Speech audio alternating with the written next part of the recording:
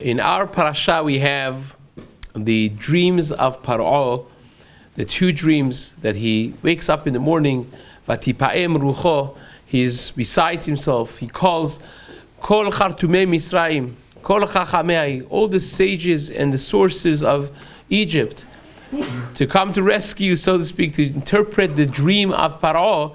It's not something that we find kings do necessarily. Even by the dream of the butler and the baker, they were not going around telling their dream to Yosef. Yosef saw that they are different, they look not good, hinam zo'afim, and he has to press and probe until they feel comfortable to even share their dream. But here, Paro gets up in the morning and he completely is besides himself. He has to call all of the sages of Egypt to come in. And says Rabbi Shlomo, says because there was an element, it's not just a regular dream, there was an element in his dream that gave a message to him that he was very concerned about. Says Rabbi Shlomo, usually a king has dreams, and it's all fine, you then don't get up in the morning calling everyone.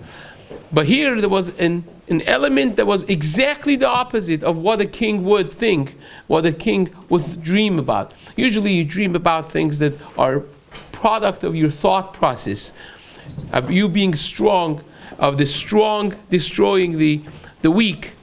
Here, both of the elements of the dream were the weak overpowering the strong.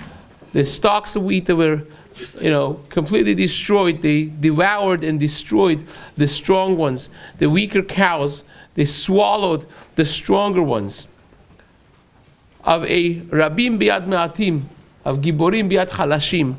That's what he wanted to know. Maybe it's an overthrowing of his government that was indicated in this dream. And of course, we know in some peculiar sense, it was exactly what was happening. Of the entire government of Egypt being handed over to the hand of Yosef HaTzadik, the culture of Mitzrayim being changed to the degree that Paro, who himself declared himself as God, saying, can you find possibly a man like this, like Yosef, Asher Ruach Elohim bo, that he has a godly spirit? Yosef standing there speaking about HaKadosh Baruch Hu, and Paro giving into that. The government of Mitzrayim being handed over to the power of someone that speaks the words of Hashem. Of Rabim biad me'atim, one person governing the empire of Mitzrayim. It's the same story of Hanukkah, that the culture of a few individuals, of Rabim biad me'atim, many to the hand of few, of Giborim biad chalashim, of the strong ones being delivered to the hand of the weaker ones.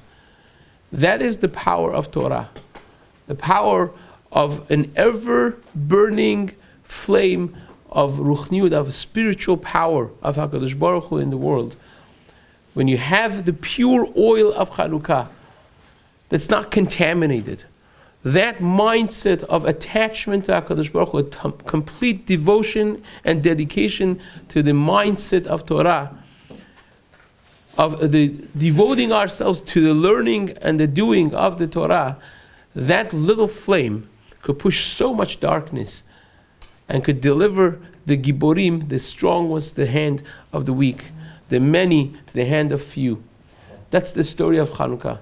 It was then, in the time of Yosef, and it is now today. Not just in the time of Hashmonaim, but today in our time, that you should be zocheh, that light should push away all the darkness of the world, Be'ezrat Hashem, with us being meriting, being zocheh, to lighting the eternal light of HaKadosh Baruch Hu in the Bet HaMikdash HaShlishi b'mera u'b'yamenu. Amen.